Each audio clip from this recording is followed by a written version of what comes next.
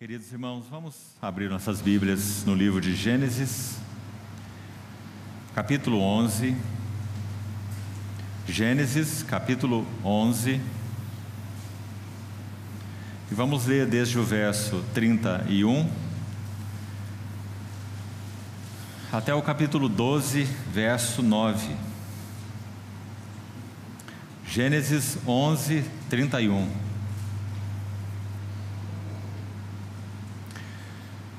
Tomou Terá a Abrão seu filho, e a Ló, filho de Harã, filho de seu filho, e a Sarai sua nora, mulher de seu filho Abrão, e saiu com eles de Ur dos caldeus, para ir à terra de Canaã. Foram até Harã, onde ficaram. E havendo Terá vivido 205 anos ao todo, morreu em Harã. Ora, disse o Senhor a Abrão: sai da tua terra, da tua parentela e da casa de teu pai, e vai para a terra que te mostrarei. De ti farei uma grande nação, e te abençoarei e te engrandecerei o nome. Sê tu uma bênção. Abençoarei os que te abençoarem, e amaldiçoarei os que te amaldiçoarem. Em ti serão benditas todas as famílias da terra. Partiu, pois, Abrão como lhe ordenara o Senhor, e Ló foi com ele. Tinha Abrão 75 anos quando saiu de Harã. Levou Abrão consigo a Sarai sua mulher, e a Ló filho de seu irmão, e todos os bens que haviam adquirido, e as pessoas que lhe acresceram em Harã. Partiram para a terra de Canaã, e lá chegaram. Atravessou Abrão a terra até Siquém, até ao carvalho de Moré. Nesse tempo os cananeus habitavam essa terra. Apareceu o Senhor a Abrão e lhe disse: darei à tua descendência esta terra. Ali edificou Abrão um altar ao Senhor que lhe aparecera. Passando dali para o monte, ao oriente de Betel, armou a sua tenda, ficando Betel ao ocidente e Ai ao oriente. Ali edificou um altar ao Senhor e invocou o nome do Senhor. Depois seguiu Abrão dali, indo sempre para o Neguebe. Vamos ainda a dois textos, ainda no Velho Testamento, no segundo livro das Crônicas, capítulo 20, verso 7. Porventura, ó nosso Deus, não lançaste fora os moradores desta terra de diante do teu povo Israel, e não a deste para sempre à posteridade de Abraão, teu amigo? Ainda há uma referência em Isaías, capítulo 41,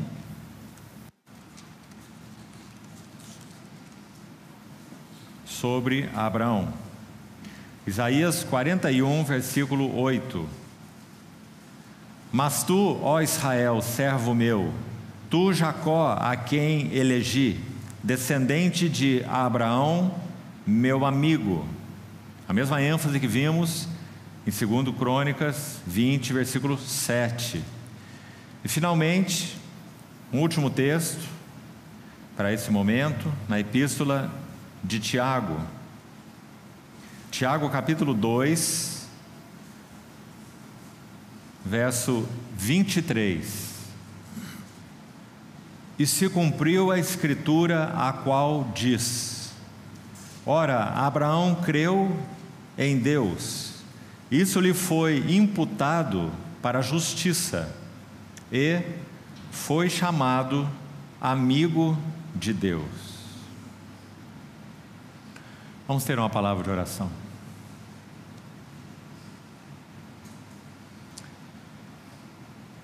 Querido Pai Celestial, com imensa gratidão em nossos corações, nós te louvamos por recebermos do Senhor a oportunidade de abrirmos Tua Palavra nesses dias juntos. Muito obrigado por podermos nos reunir debaixo do precioso nome do Teu amado Filho. Nossa súplica a Ti é que o Senhor abra os olhos do nosso coração, para que não apenas tenhamos algumas informações históricas ou bíblicas, mas que o Senhor impacte os nossos corações com a Tua revelação e a Tua presença. Sê conosco, Senhor, nesses dias. Particularmente oramos por esse tempo, nesta noite. Por Tua graça, abre o céu sobre nós. Nos revela a Tua palavra. Nos fala ao íntimo do coração, tanto pessoal quanto coletivamente. Ensina-nos, admoesta-nos, ajusta-nos aos sentimentos e interesses do Teu coração. Nos dispomos nas Tuas mãos, Senhor. Te pedimos que nos cubras com Teu nome vitorioso e preserve entre nós um ambiente genuinamente espiritual, para louvor da Tua glória. Te pedimos em nome de Jesus. Amém. Amados irmãos, graças ao Senhor por podermos reservar esses dias, nesse fim de semana, embora conciso, intenso. Teremos 6 períodos de compartilhamento. Esperamos o Senhor que realmente Ele tenha, por sua de falar claramente aos nossos corações, como indivíduos, como famílias, como igreja. Se nós fôssemos colocar debaixo de um tema, e vamos fazer isso, tudo que nós compartilharemos nesse final de semana, a parte particularmente então que me toca do meu encargo, eu colocaria sobre o tema de Ur a Moriá, a testemunha e o testemunho de Deus. Por que esse título? De Ur a Moriá, nós temos a história dos tratos de Deus com Abraão. Por que gastarmos tempo com esse assunto? Por muitos motivos. Primeiro que nós lemos 3 textos das Escrituras, Crônicas, Isaías e Tiago, você os tem aí, onde essa expressão amigo de Deus é aplicada particularmente a Abraão. É claro que o Senhor, por sua graça, Ele teve muitos amigos, tanto no Velho quanto no Novo Testamento, ou seja, pessoas que realmente andaram com Deus. Enoque andou com Deus, Noé andava com Deus, essas são as referências sobre esses 2 homens, por exemplo. Mas interessante que explicitamente apenas Abraão é chamado de o amigo de Deus. Isso nós vimos 2 vezes no Velho Testamento e uma vez testificando o assunto no Novo Testamento. O texto do Novo Testamento, Tiago 2,23, também nos ajuda a entender um pouco da carga que nós temos para esse final de semana. Você prestou atenção que em Tiago 2,23, em dois pequeninos textos, coloquemos assim, toda a história de Abraão está resumida. Nós podemos dizer que o início da jornada e o final da jornada de Abraão estão em Tiago 2,23, quando é dito assim: Abraão creu em Deus e isso lhe foi imputado para a justiça. E você sabe que Paulo faz essa aplicação em Romanos, particularmente no capítulo 4, quando ele usa o exemplo de Abraão para nos ajudar a entender o que é ser justificado pela graça por meio da fé. Abraão creu em Deus e isso lhe foi imputado como justiça. Ou seja, essa frase foi exportada de Gênesis 15, que é uma das passagens que registra o iniciozinho da história de Abraão com Deus. Abraão creu em Deus quando Deus lhe fez a promessa: sai da tua tenda, olha para os céus, quantas estrelas se é que podes, assim será a tua descendência. Aquela passagem interessante do capítulo 15 que viremos a estudar posteriormente em outro dia. Quando isso aconteceu, o Espírito Santo registra que Abraão creu, ou seja, ele lançou-se sobre essa palavra, creu em Deus. É isso que significa crer. Ele colocou todo o seu coração, toda a sua confiança, toda a sua expectativa sobre a palavra de Deus, já que Abraão não tinha filhos. Esse mesmo texto de Gênesis 15, ele pergunta ao Senhor: como eu serei teu herdeiro? Como o Senhor me dará a herança se eu nem tenho filhos? e o herdeiro da minha casa é o meu servo mais velho, o Damasceno Eliezer. Capítulo 15 de Gênesis.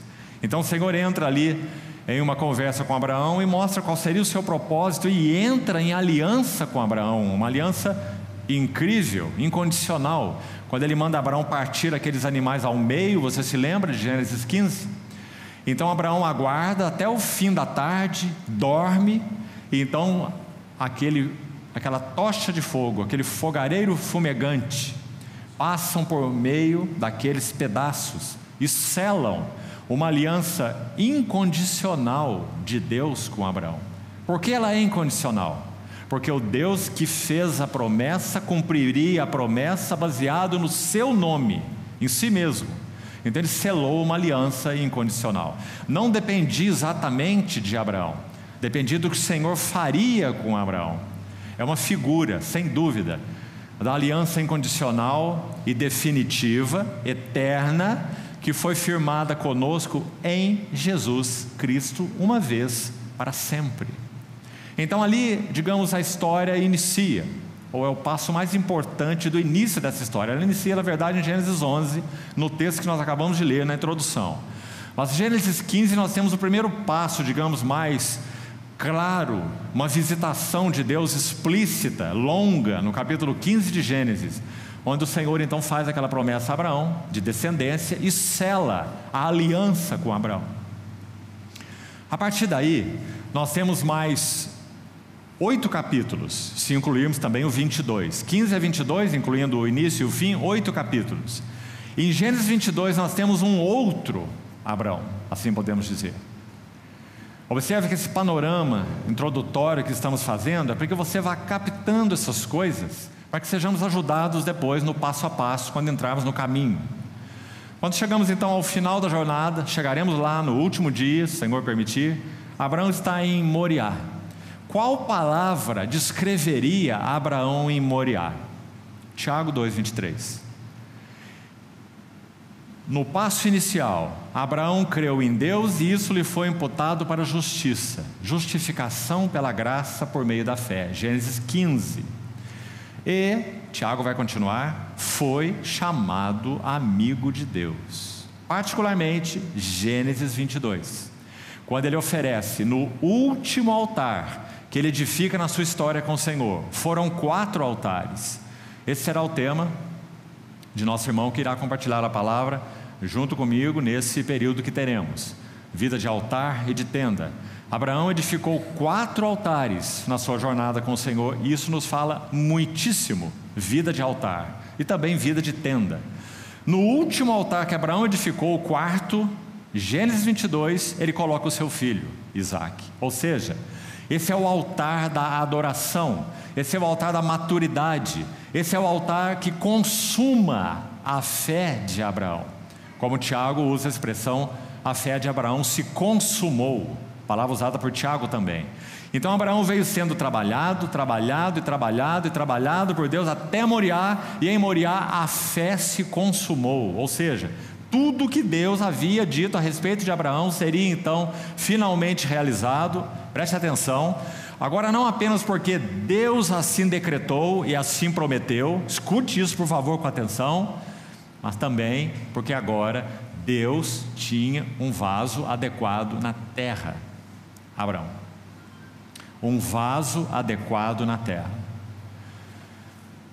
Queria citar para os irmãos uma frase de um servo do Senhor de muita beleza e importância, para quem sabe você também guardar e memorizá-la aí no seu coração, sobre essa questão do vaso adequado para o uso do Senhor, como nós vemos em Abraão. Esse irmão disse assim: quando a situação da igreja, ou mesmo de uma vida pessoal, quando a situação é de desvio intenso e de tragédia, Deus, pela sua graça, intervém soberanamente. Quando a situação, então, repetindo, é de desvio e tragédia evidentes, intenso, Deus, por sua graça e por amor ao seu nome, intervém soberanamente. Mas, escute esse mas, Ele não seguirá adiante depois dessa intervenção soberana e graciosa, ele não seguirá adiante até que encontre vasos adequados na terra. Você viu a importância dessa frase?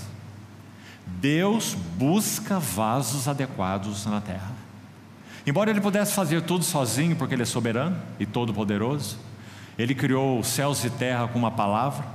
Pela fé entendemos que foi o universo formado pela palavra de Deus. Hebreus 11. De maneira que as coisas que existem, que aparecem, vieram a existir de coisas que não eram. Deus é todo suficiente, mas ele determinou que ele não trabalharia só. Ele separaria vasos na terra, adequaria os vasos, forjaria vasos que respondessem aos seus interesses. Irmão, irmã, você não acha isso algo simplesmente maravilhoso? Ele poderia fazê-lo sozinho, ele poderia fazer com instrumentos angelicais, mas ele não faz. Ele faz com instrumentos humanos, homens e mulheres fracos e vulneráveis como nós. Desde que ele encontre caminho nos vasos para adequá-los ou para forjá-los.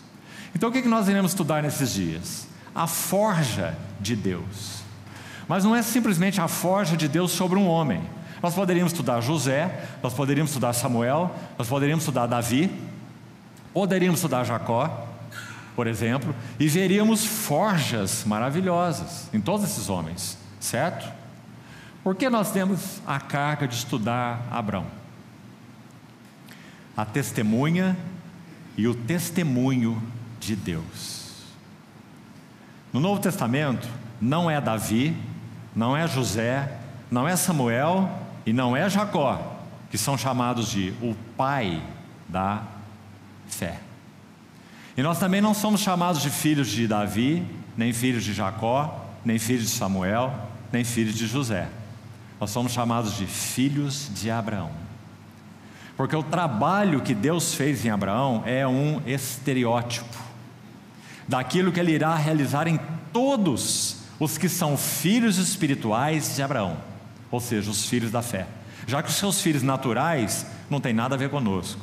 Seus filhos naturais estão lá naquela terra chamada Israel, não é? Que não tem nada a ver com os propósitos de Deus para a igreja e não é o nosso assunto. Israel não é nosso assunto. Nosso assunto é a igreja e os propósitos eternos de Deus. Então os filhos da fé são a descendência espiritual de Abraão. O que Deus fez em Abraão é um modelo daquilo que ele fará em todos os que são seus filhos espirituais. Por que somos filhos espirituais de Abraão? Porque somos, como Paulo vai explicar nas suas epístolas, os da fé. Aqueles que também creram em Deus e isso lhes foi imputado para justiça, não é? Assim Paulo cita o exemplo de Abraão no capítulo 4, tão lindo, de Romanos, né? Romanos 4, Abraão é a grande figura ali, Romanos 4.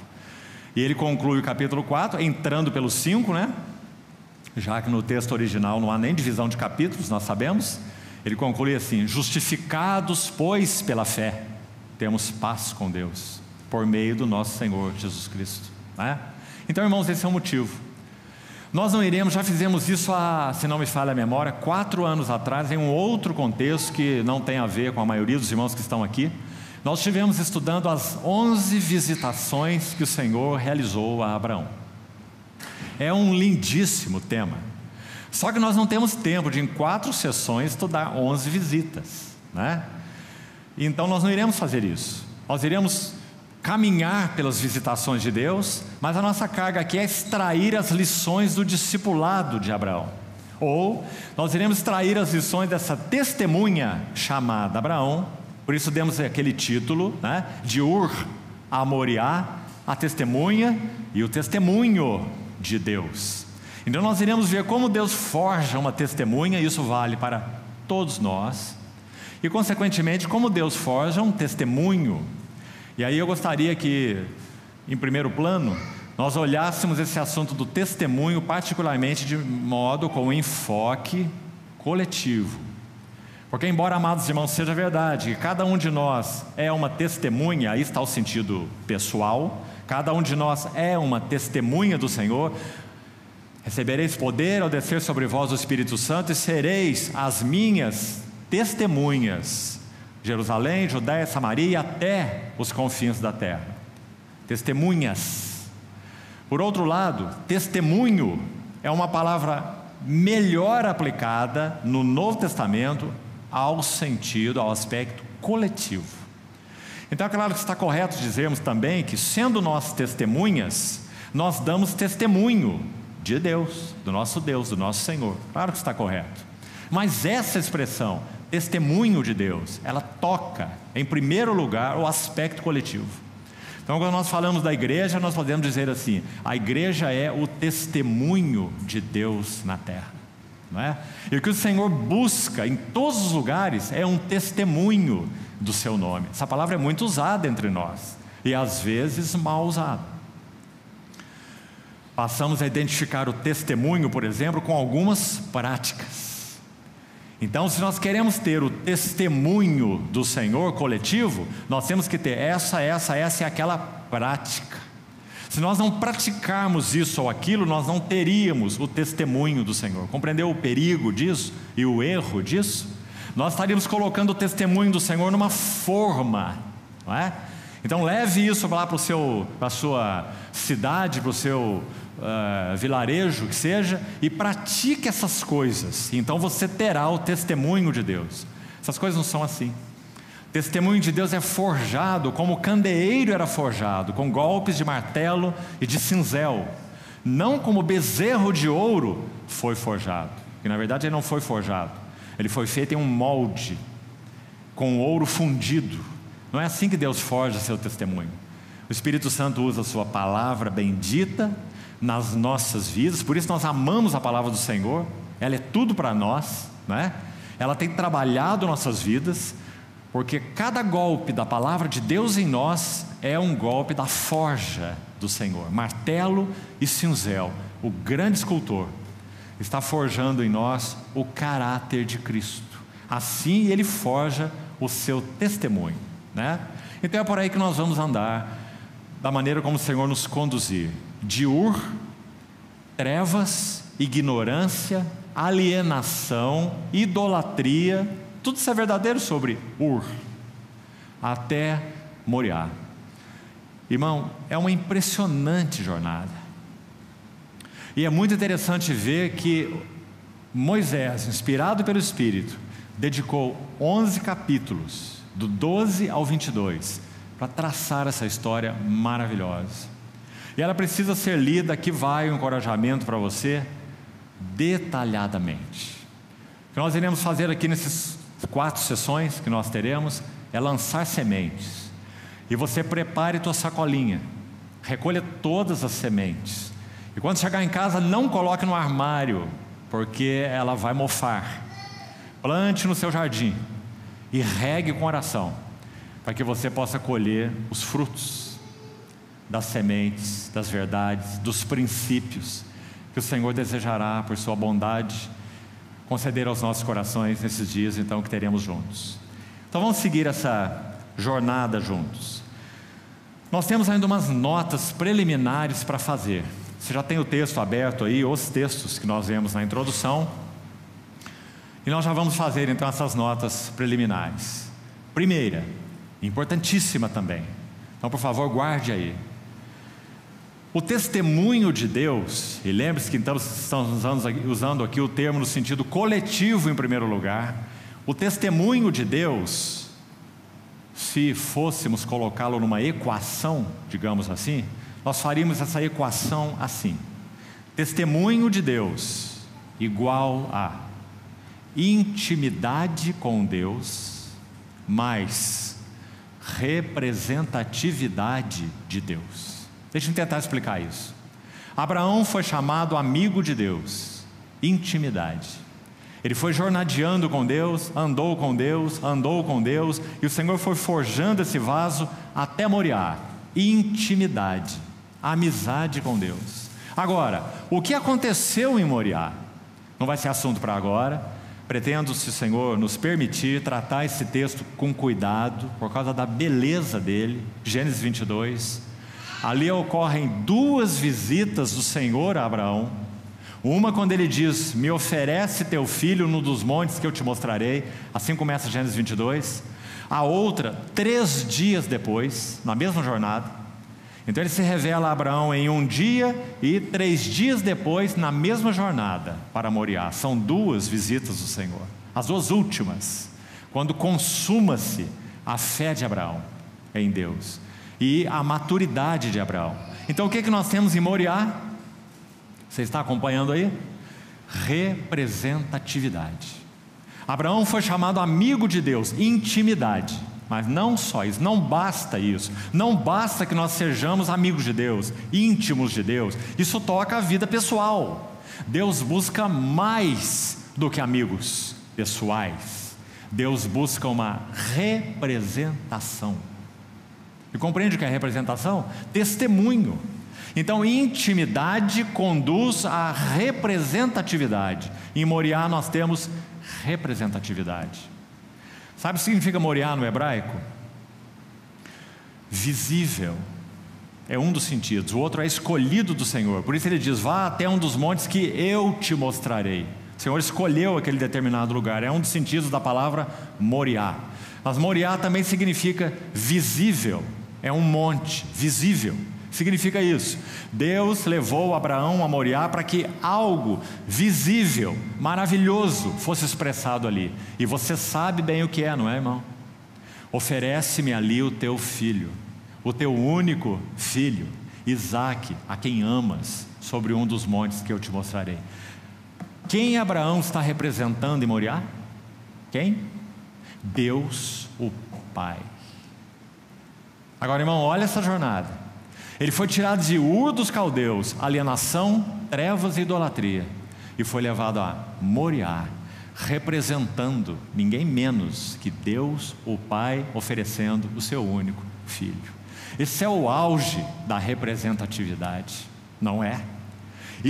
Essa representatividade pode se resumir em uma palavra: HP. Deus enviou o seu filho. Esse é o Evangelho. Abraão representa em Moriá o clímax do Evangelho, o amor de Deus entregando o seu único e amado filho. 11 capítulos, 12 capítulos na verdade, e uma história magnífica. Agora, irmãos, o que o Senhor deseja fazer conosco, que somos os filhos espirituais de Abraão? Aí nós temos a resposta. Quanto às vidas pessoais, Ele nos deseja irmãos e irmãs que andem com Ele.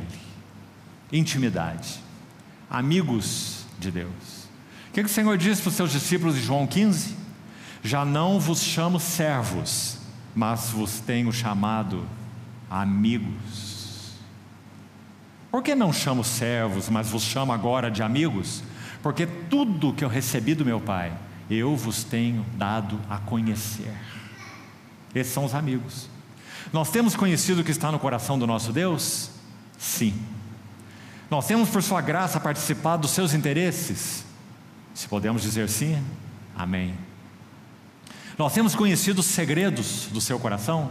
Salmo 25: a intimidade do Senhor é para os que o temem, aos quais Ele dará a conhecer a sua aliança. Vamos ler esse texto? Já citei, não é? Mas você ficar olhando para mim assim, como quem nunca viu o texto, não é bom. Abra sua Bíblia para você ver a beleza desse versículo então. Salmo 25, 14. Olha o que está escrito aí. Salmo 25, 14. A intimidade. Salmo 25, 14. Intimidade também significa, no texto original, segredo, conselho.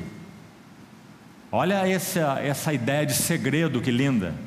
De quem você conhece segredos? Você conhece algum segredo de alguém que não seja íntimo teu? Impossível, não é? Só se o segredo for revelado, não é?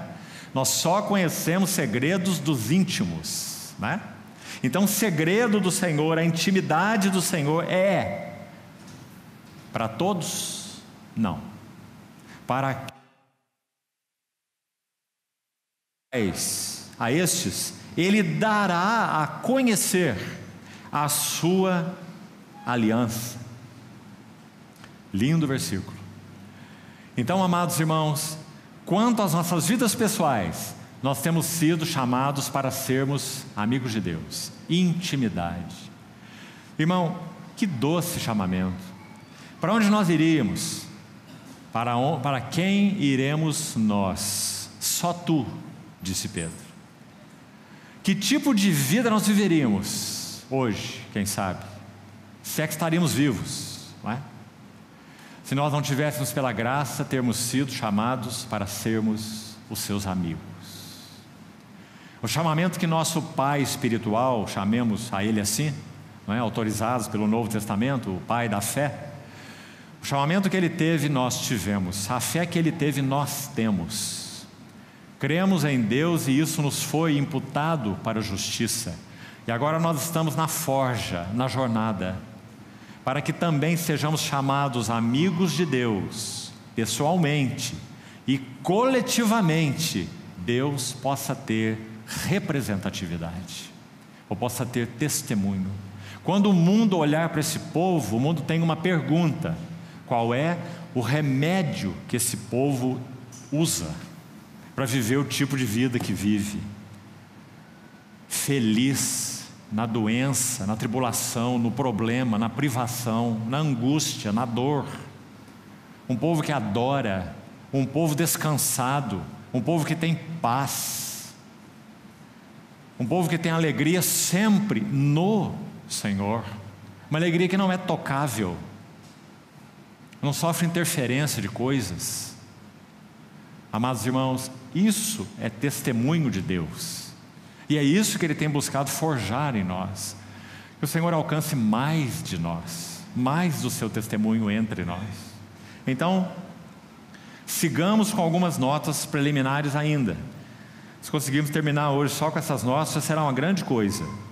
Então, o primeiro assunto aí é essa equação que nós colocamos. Testemunho de Deus é igual a intimidade mais representatividade. Segunda nota preliminar. Abra sua Bíblia aí de novo, por favor, em Gênesis. Veja como o capítulo 15 começa. E aqui o que vamos fazer é o seguinte: nós vamos marcar, porque a Bíblia marca. Isso não é então aleatório, não é escolha nossa. A Bíblia o faz, você vai ver. Nós vamos colocar os dois marcos que dividem a história de Abraão em três. Preste atenção. E esse marco, ele acontece com as seguintes palavras. Gênesis 15, verso 1. Abra, por favor. Você está vendo essa frase? Depois destes acontecimentos. Viu aí? Depois destes acontecimentos, veio a palavra do Senhor a Abraão. Essa frase, depois destes acontecimentos, marca a primeira etapa da história do Senhor com Abraão. Qual é essa etapa então? De Ur dos Caldeus até Gênesis 15, quando ele chama Abraão para fora da tenda, diz: olha para o céu e entra em aliança com Abraão. Você vai ver aí, olha aí Gênesis 15 a partir do verso 12. O Senhor entra em aliança com Abraão. Então, do capítulo 11:31 que nós vemos, finalzinho do capítulo 1, quando Terá sai com Abraão de Ur dos Caldeus, né? Até Gênesis 15 nós temos a primeira etapa. Guarde aí, faça esse marco aí, por favor. E esse marco então está grafado na frase: depois destes acontecimentos. Onde ele aparece mais uma vez, essa mesma frase. Abra, por favor, agora Gênesis 22. Como já falamos, final da história de Deus com Abraão, Moriá. Veja como esse capítulo começa: depois dessas coisas, certo? A mesma expressão. Nós só temos essa expressão duas vezes: Gênesis 15, 1 e Gênesis 22, 1. Então nós temos ela aqui e aqui, Gênesis 15, Gênesis 22. Mas a história de Abraão começou em Gênesis 11. Então o marco de Gênesis 15 e o marco de Gênesis 22 dividem a história de Abraão em 3 etapas. Está correto isso? Então de Gênesis 11 até Gênesis 15 nós vamos dar um nome para essa primeira etapa. Se você quiser, anote aí. Essa etapa se chama chamamento. E aqui Abraão terá a sua fé despertada. Então é importante você fazer um esboçozinho aí, para quando caminharmos nesses temas, você vá ajustando as peças, né? Vai te ajudar bastante.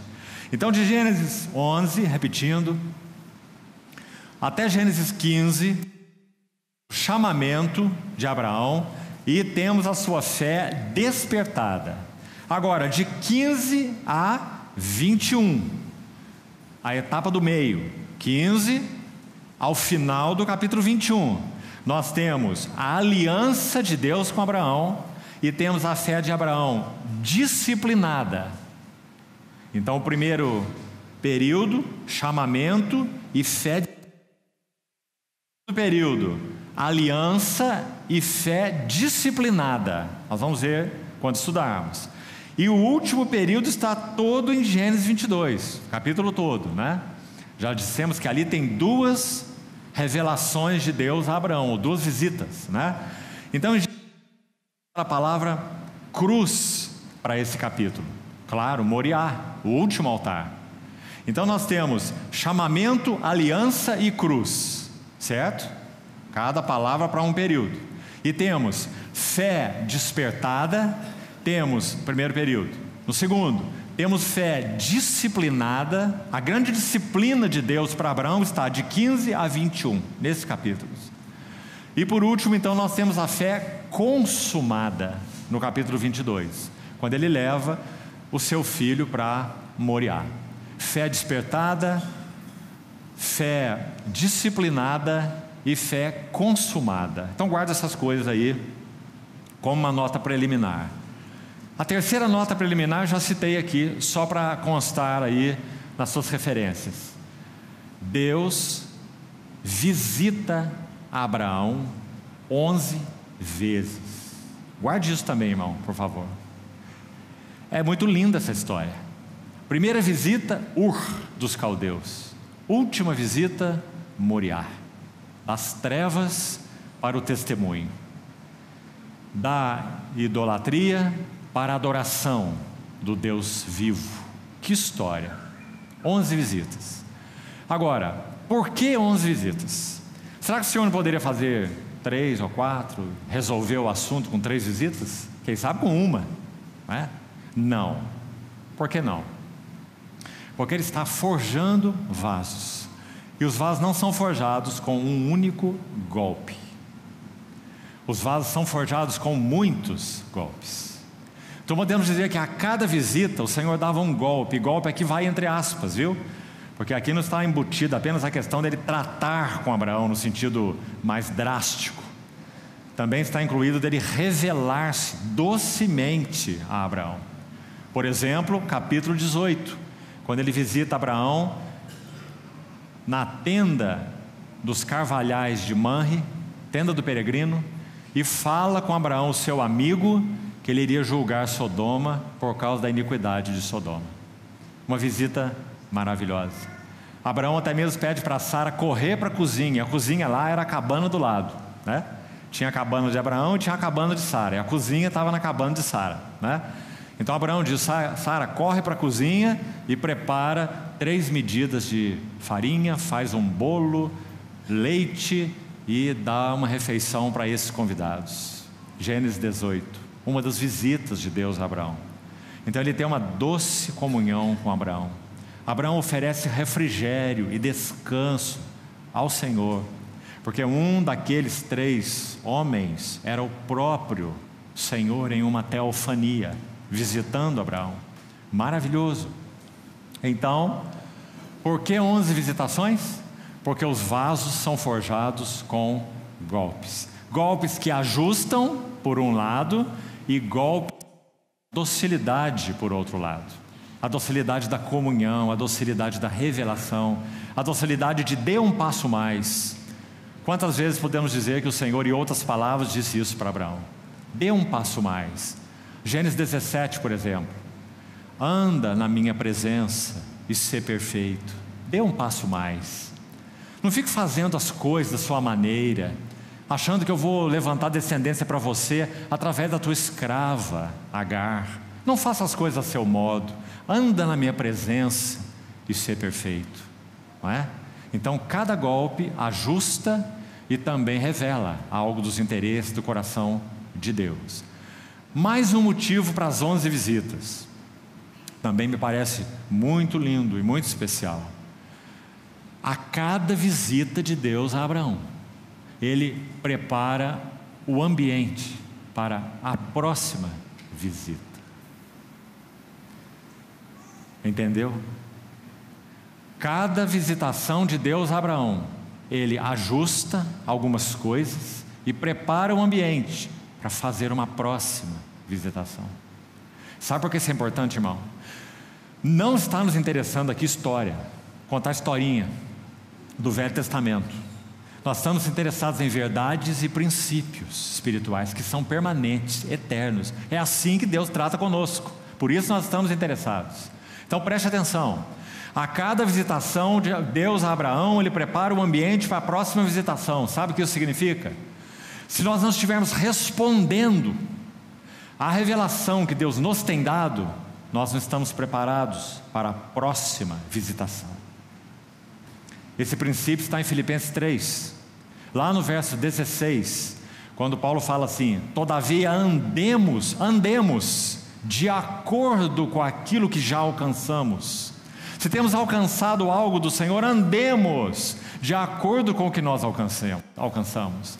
Não procrastinemos, não deixemos sempre para depois, para amanhã. Deus é bom, Deus vai tratar, um dia vai mudar e etc. Escondendo atrás dessas frases danosas, às vezes letais para a nossa jornada com o Senhor. Porque o tempo de Deus tem um nome, segundo o livro de Hebreus. Hoje, se ouvirdes a sua voz, não endureçais os vossos corações. Não é?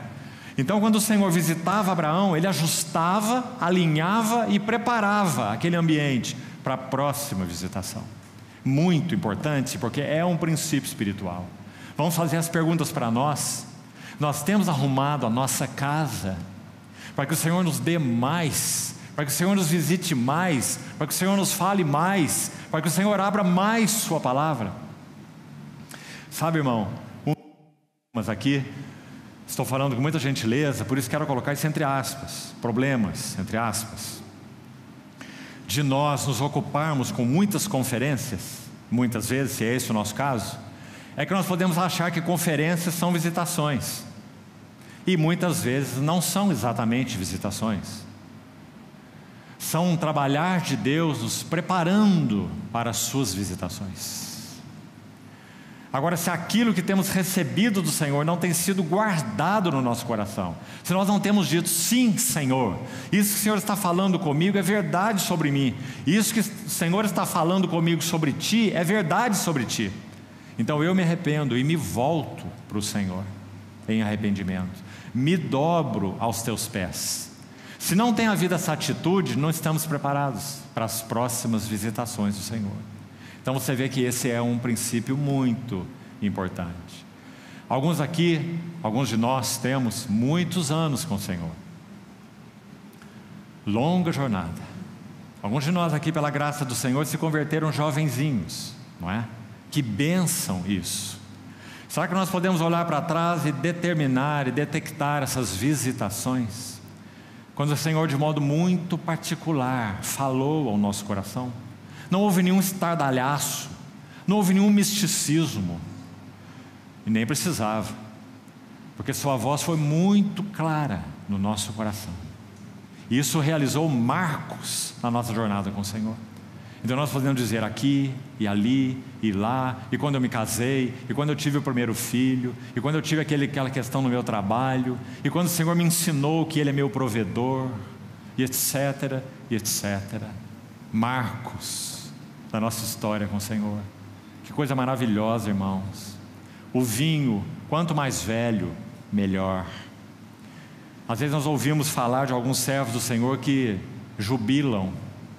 Com todo respeito, irmão, um servo do Senhor nunca jubila.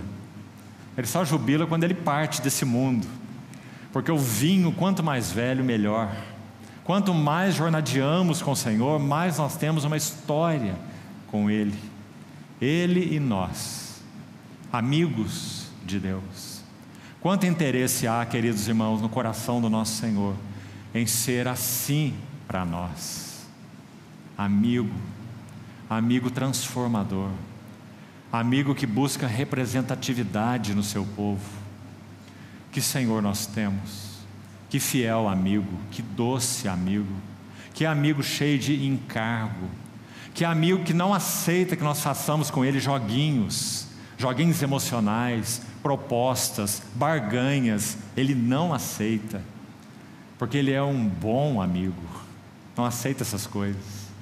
Graças a Deus, porque fomos chamados para ter a mesma amizade com o Senhor. A última nota preliminar, na verdade, já dei no início.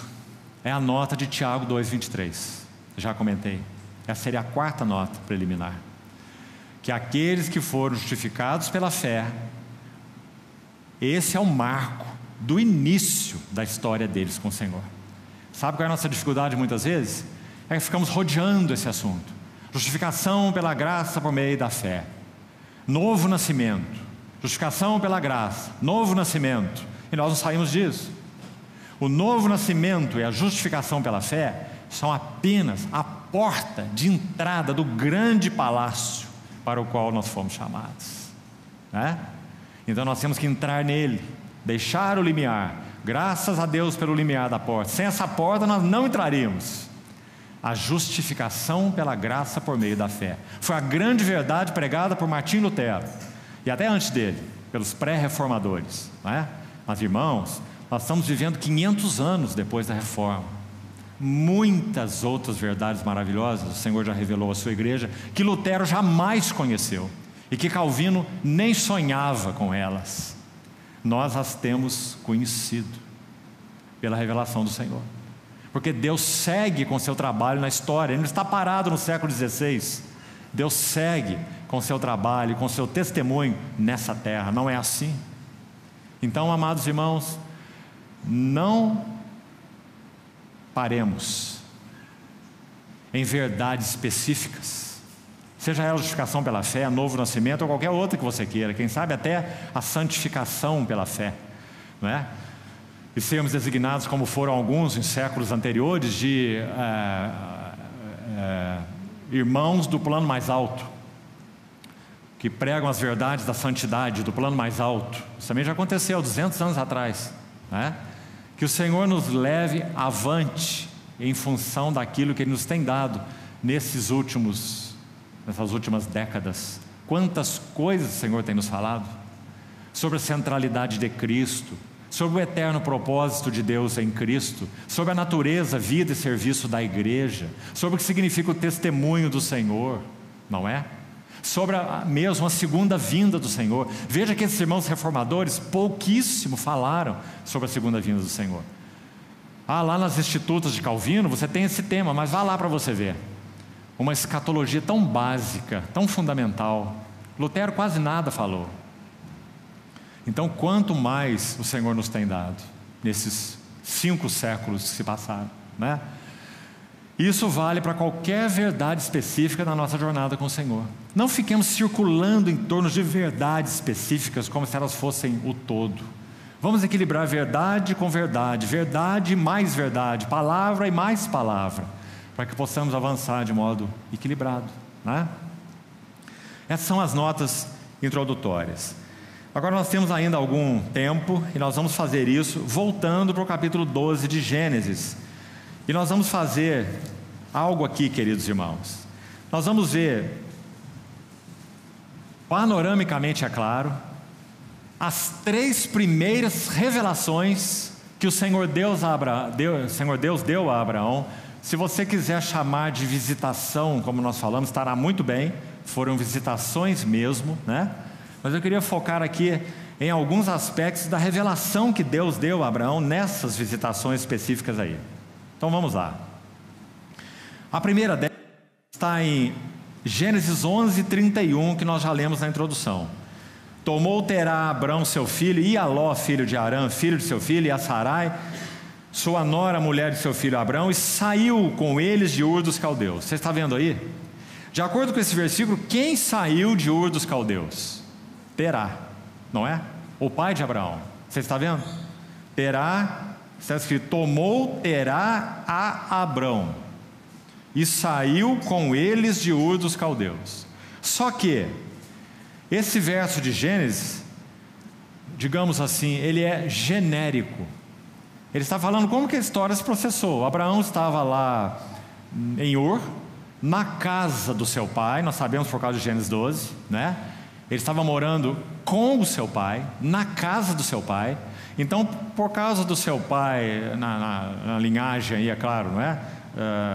Natural, o seu pai tem o seu filho dentro de casa, junto com a esposa dele, a nora dele, o Terá, o pai de Abraão.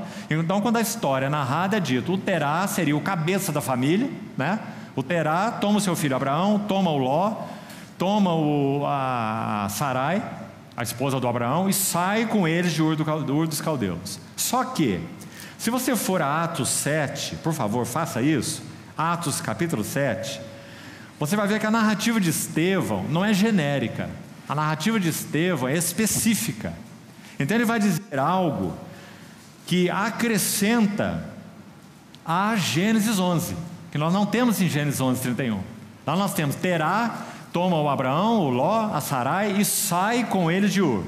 Mas Estevão em Atos 7 diz assim, Atos 7, versos de 1 a 3, olhe com atenção.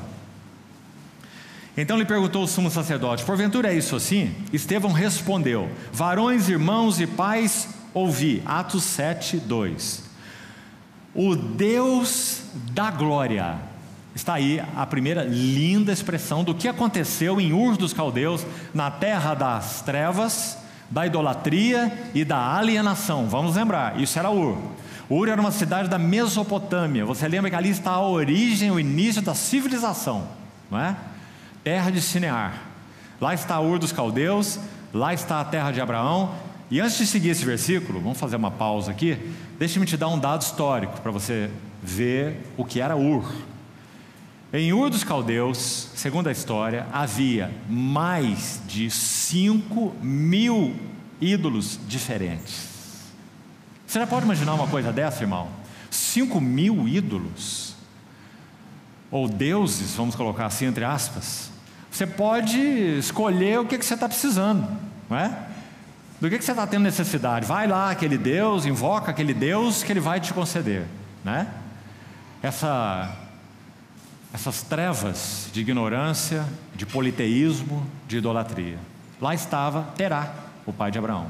E tem mais um detalhe histórico. A história vai dizer que a família de Abraão manufaturava ídolos. A família de Abraão manufaturava ídolos. Então, no meio dos 5.000, tinha um que era o principal. Sempre tem, né? Tem o mais forte. E no caso de Ur, eles deram um nome para ele, parecido com o da cidade. Talvez tivesse relação com o próprio nome da cidade. E esse Deus, que não é Deus, se chamava Urki. E ele era adorado como o Deus Lua. Interessante que os egípcios adoravam o Deus Sol, né? O Ra. No caso de Ur, era o Deus Lua. E o nome dele era Urki. Esse era o preferido deles. Lá estava Abraão e a sua família. De lá, o Senhor o chamou. Como? Vamos voltar para o texto? Atos 7:2. O Deus da glória. Apareceu a quem? Está escrito aí? A Terá, o pai de Abraão? Não. A nosso pai Abraão. Então o que nós podemos concluir? Que Gênesis está errado? Que Moisés não foi inspirado pelo Senhor quando escreveu lá aquilo que ele escreveu? Claro que não. Estevão, pelo Espírito Santo, está especificando que a revelação de Deus não foi a Terá, que a revelação de Deus foi a Abraão. E como Abraão vivia com a sua esposa e com o sobrinho Ló, que era órfão, que perdeu seu pai, chamado Arã, todos na casa de Terá, então Gênesis menciona, por causa do patriarca, Gênesis menciona que esse patriarca chamado Terá saiu com toda essa familhona aí, não é? Porque o Deus da glória se revelou a Abraão. E aí nós temos essa frase tão linda então. Você quer ver porque ele é tão bonito? Vou só citar para você, se quiser anote aí. 2 Coríntios 4, versos 4 a 6. Sabe o que diz lá? Nos quais o Deus deste século cegou o entendimento dos incrédulos, para que lhes não resplandeça a luz do Evangelho da glória de Cristo, o qual é a imagem de Deus. Porque foi Deus que disse, de trevas, esse é Abraão em Ur, resplandecerá a luz. E Ele mesmo quem? Deus. Ele mesmo resplandeceu nos nossos corações. Para o que Ele resplandeceu nos nossos corações? Para nos justificar pela fé apenas, nos salvar do inferno, nos fazer seus filhos? Não. Ele resplandeceu nos nossos corações para a iluminação do conhecimento da glória de Deus na face de Jesus Cristo. Não é um maravilhoso versículo? Por que o Deus da glória apareceu a Abraão? Para a revelação da glória de Deus na face de Cristo. E por isso ele levou Abraão até Moriá, onde ele veria a glória de Deus na face de Cristo. Aquela maravilhosa experiência em Moriá, maturidade, fé consumada, né? Então está aí a primeira visita de Deus a Abraão, a primeira revelação. Trevas, ignorância, incredulidade, alienação. E o Deus da glória se revela. Nosso querido irmão, que hoje já está com o Senhor, Christian Shen, eu ouvi várias vezes dizer assim: quando você tem o sol do meio-dia, o sol a pino, e você tem 5.000 velas acesas, para que essas velas servem? Para nada, porque o sol está a pino. Você pode acender 100.000 velas, elas não resultarão em nada, porque o sol está a pino, não é? Em Ur dos caldeus havia mais de 5.000 pequenas velas, deuses que não são nada, não há deuses, não é? Até que um dia o sol a pino, o Deus da glória, se mostrou a Abraão, e o assunto foi definido. Agora Abraão simplesmente responde à revelação de Deus, de altar em altar. E o que significa altar? Número 1, consagração. Número 2, adoração. Abraão foi caminhando de consagração em consagração, e de adoração em adoração, até adorar no Monte Moriá. Aquele capítulo maravilhoso. Irmãos, essa é a nossa história. Deus da glória também se revelou a nós. E nós também, pela graça dele, temos respondido à sua revelação. De altar em altar, de tenda em tenda, consagração e adoração. E tenda fala do quê? Peregrinação. Não fincamos raízes nessa terra, porque aguardamos a cidade que tem fundamentos. Hebreus 11, da qual Deus é o arquiteto e edificador. Então, essa foi a primeira visita. Agora, vamos terminar o texto de Atos 7, que não concluímos ainda. 7:2. O Deus da glória apareceu a nosso pai Abraão. Olha o que é dito aí. Quando estava na Mesopotâmia, Ur, antes de habitar em Harã. Ele disse 2 verbos: sai, é o primeiro, da tua terra e da tua parentela, e o outro verbo, nunca podemos perder a importância dele: vem para a terra que eu te mostrarei. Quando o Senhor nos chamou, Ele não só disse sai, e acho que nós saímos de muita coisa, não é? Alguns estão saindo até hoje, não é? Mas Ele também nos disse vem, porque a ênfase está no segundo verbo.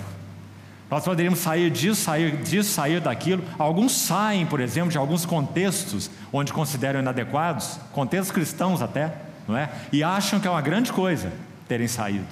A grande coisa não é sair, A grande coisa é para o que saiu, ou mais especificamente, para quem saiu.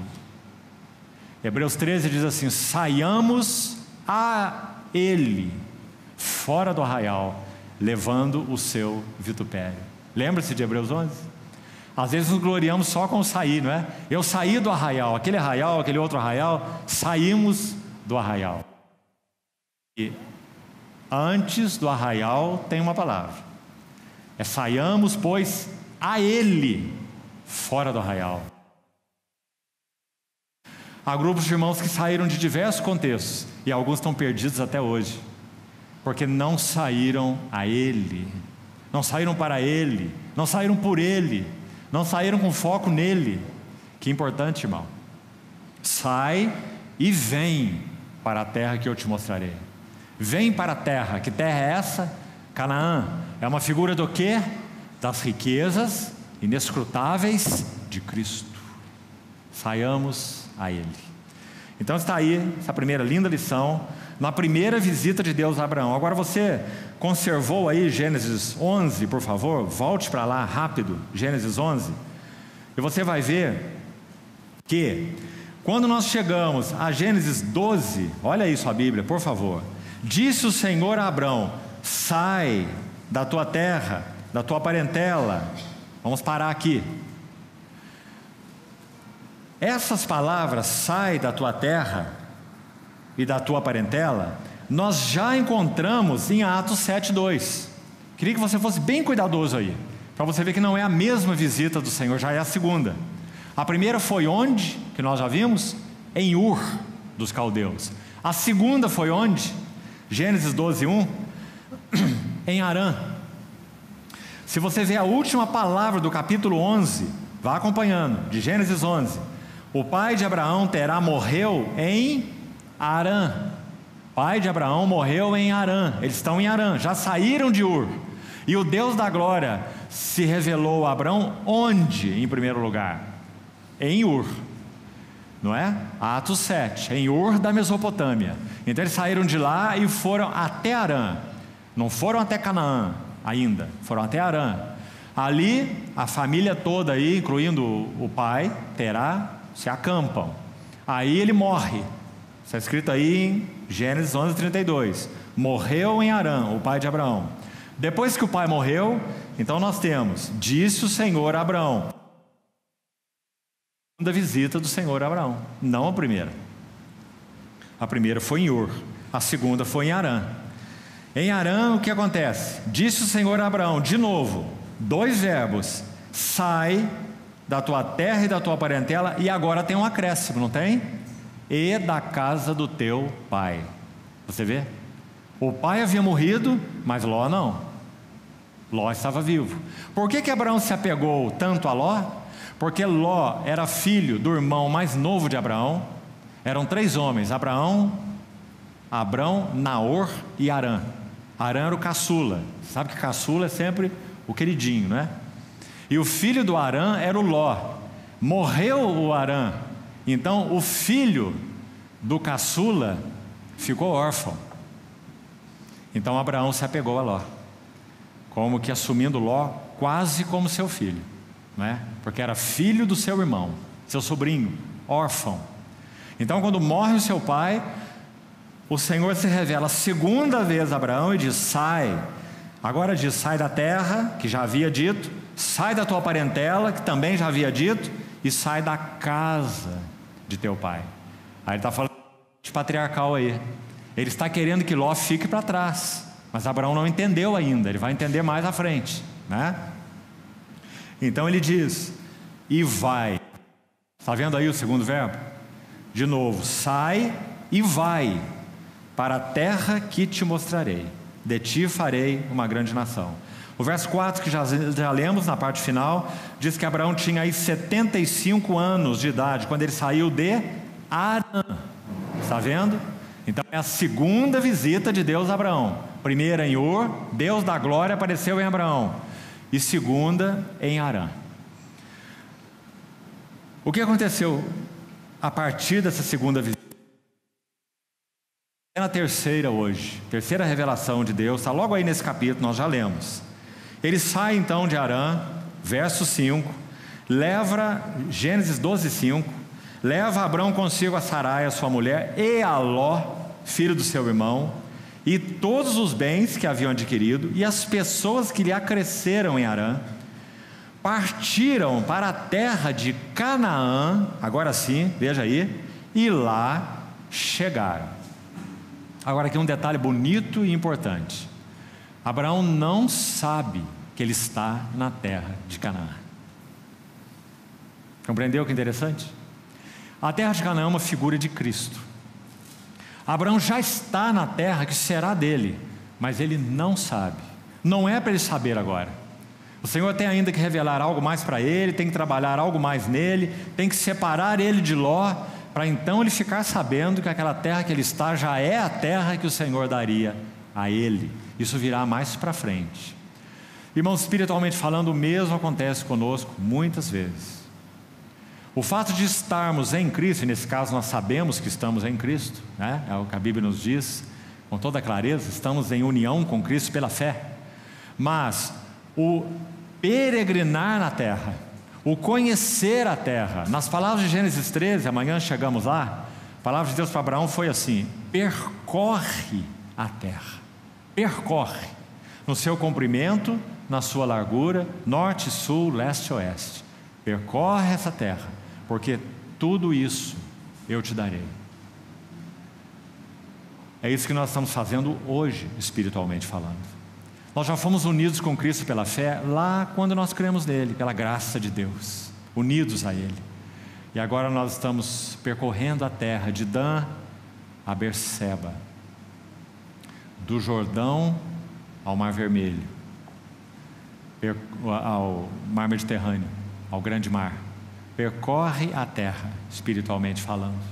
Conhece o Cristo de riquezas insondáveis, o Cristo que te foi dado, o Cristo de Deus, o único Cristo. Isso resume a nossa jornada cristã. Então, sigamos. Partiram para a terra de Canaã e lá chegaram. Atravessou Abraão a terra até Siquém. Chegamos na terceira visita e já vamos concluindo. Então, primeira, em Ur, Deus da glória apareceu a Abraão. De trevas resplandecerá a luz.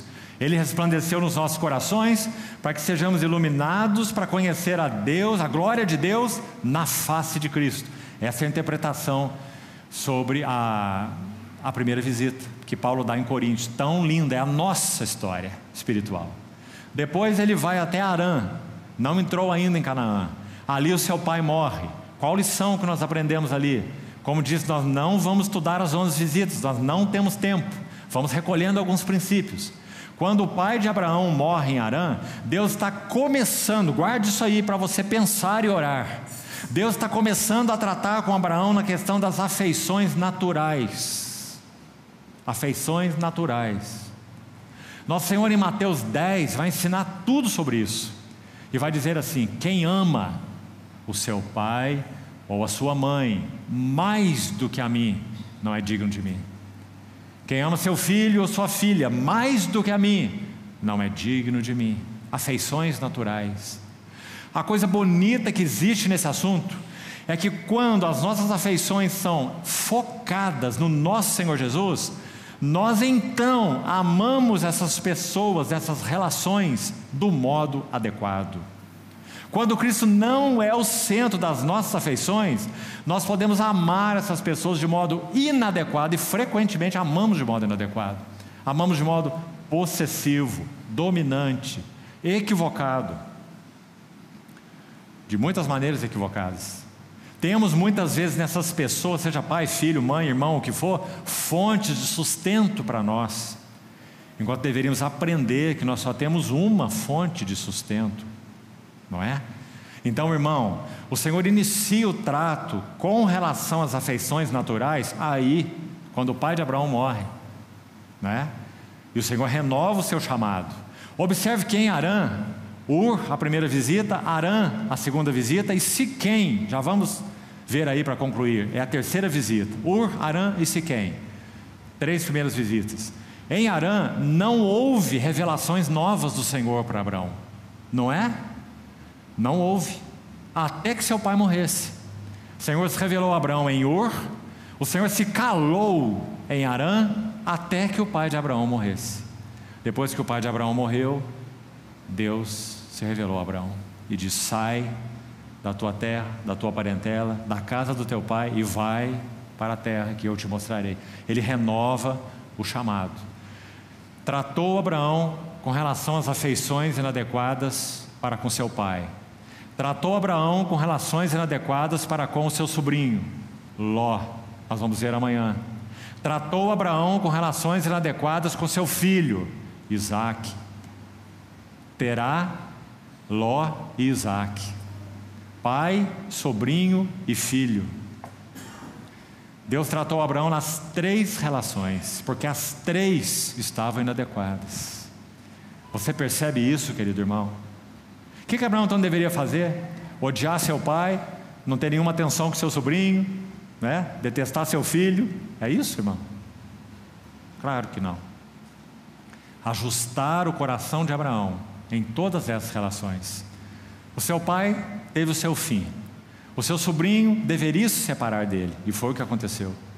E o seu filho foi para o altar, Isaque, e foi restituído a ele, Abraão. Mas agora de maneira completamente diferente. Quando chegarmos lá nós vamos ver. Quero adiantar uma coisa para você, quem sabe para você já ir orando sobre isso. Quando Abraão coloca o seu filho, primeiro foi o pai, depois foi o sobrinho, agora é o filho. Quando ele colocou o seu filho no altar, sabe o que aconteceu?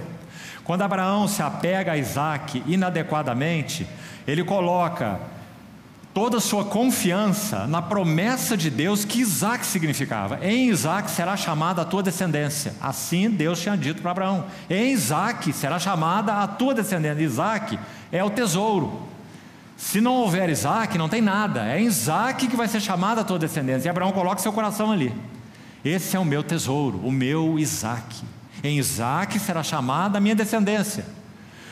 E o que Deus faz quando pede que Isaque vá para o altar? Escute isso, irmão. O Deus que fez a promessa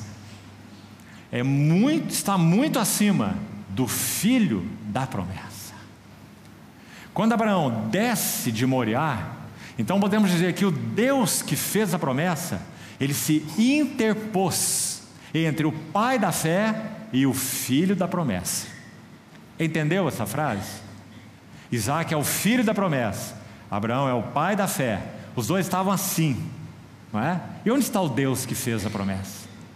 Mas quando Abraão vai a Moriá e coloca o seu filho no altar, levanta o seu cutelo e ouve aquela voz: não faças isso, e descem os dois do monte, eles não descem da mesma maneira que eles subiram, porque agora toda a expectativa de Abraão não estava mais em Isaque, o filho da promessa, mas estava no Deus que fez a promessa.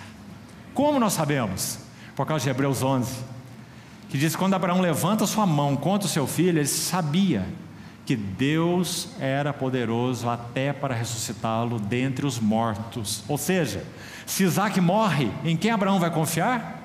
No Deus que fez a promessa, ou no Deus que ressuscita os mortos e chama à existência as coisas que não existem. Não é maravilhoso, amado irmão? Então assim é nas nossas relações. O Deus da promessa quer se colocar entre nós e todas as nossas relações humanas, marido e mulher, pais e filhos, irmãos e irmãs, todas as nossas relações, para que nós tenhamos nele a única âncora e refúgio, e então as relações possam ser ajustadas em torno dele. Graças ao Senhor, que ele encontre caminho para fazer isso em nós. Então, terminando, mais 5 minutos, nós damos o último passo.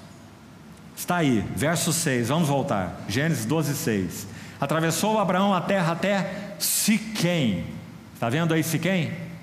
Que lindo significado. Siquém no hebraico significa isto aqui: ombros de Deus. Sabe por que ombros de Deus? Siquém fica no centro da terra de Canaã. Ombros de Deus. Quando Abraão chega em Siquém, nós temos essa figura linda. Aí ele nem sabia disso, ele nem sabe que essa terra é Canaã, como nós falamos, ainda não. Ele vai saber no capítulo 13, mas ele já está nos ombros de Deus e não sabe. Mas não tem que saber, é Deus que tem que saber, não é? Que ele está nos seus ombros. Siquém.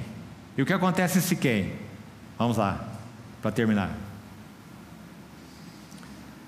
Atravessou a terra até Siquém, até o carvalho de Moré.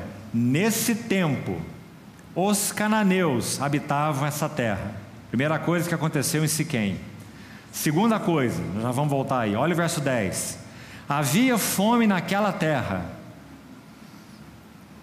Ou seja, Abraão está passando por 2 testes. Quando ele chega aí, no centro da terra de Canaã, ele está em Siquém, no verso 6. Ele está entre Betel e Ai, no verso 8. Olha lá. Passando dali para o monte ao oriente de Betel, armou a sua tenda, ficando Betel ao oriente, Ai ao ocidente. E ali edificou um altar. Já temos 2 altares aqui. Um altar no verso 7 e outro altar no verso 8. Então edificou um altar ao Senhor. Então temos Siquém, Betel, Ai. Todas essas terras aí estão no centro da terra de Canaã. Aí está Abraão.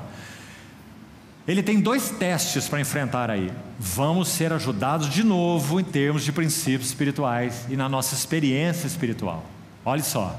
Primeiro teste, verso 6. Nesse tempo os cananeus habitavam essa terra. Inimigos, batalha espiritual. Ou seja, Abraão mal entrou na terra. Como nós falamos, ele nem sabe que ele está na terra. Não é assim? E ele já está enfrentando cananeus. E cananeus, nós sabemos, são figuras dos nossos inimigos espirituais. Em particular, esse que se chama o eu. Mas também aponta para outras coisas. O mundo, a carne, o próprio diabo. Não é? Batalha espiritual. O Senhor levou Abraão para Canaã. Ele nem sabe que é Canaã, mas ali ele já encontra cananeus, os inimigos. Então, irmãos, outra verdade extremamente importante. Quem sabe antes de conhecer o Senhor, sua vida era, entre aspas, né? Só entre aspas, um sossego. Mas depois que você conheceu o Senhor, sua vida se tornou uma batalha espiritual. Não é? Porque é assim que é. Primeiro teste, o início da batalha espiritual.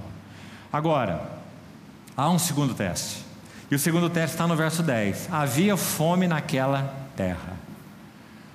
Amado irmão, todas as vezes que de alguma maneira Cristo, e temos que dizer assim porque não há outra maneira de expressar, quando de alguma maneira Cristo não estiver sendo suficiente para nós, não porque Ele não é suficiente, mas porque a nossa experiência dele é pequena e limitada. Todas as vezes que Cristo não estiver sendo suficiente para nós, essa experiência se chama fome, espiritualmente falando. E a questão é, o que nós fazemos na fome? Se nós achamos que Cristo não está nos suprindo, não está nos suprindo espiritualmente, não está nos suprindo afetivamente, não está nos suprindo externamente, inclusive, não é? Emocionalmente, em todos os sentidos, se Cristo não tem sido nosso suprimento, não por causa de Cristo, mas por causa da nossa limitada experiência, o que nós fazemos? Sabe o que Abraão fez? Desce ao Egito. E o Egito é uma figura do mundo, buscando se dessedentar no mundo. Sabe o que aconteceu no Egito? Para resumir a história, Abraão prosperou no Egito. Sabe por quê? Porque ele mentiu que Sara era sua irmã. Em outras palavras, ele diz: minha esposa, você é linda demais, e a hora que eu descer para o Egito com você, eu vou ter problema, por causa da sua beleza. Eles vão querer me matar para ficar com você, que é minha mulher. Então você diz que é minha irmã, que vai ser o contrário.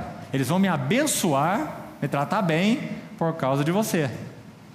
Então é dito que Abraão prosperou no Egito. Veja o perigo, irmão. E teve até escravos e escravas.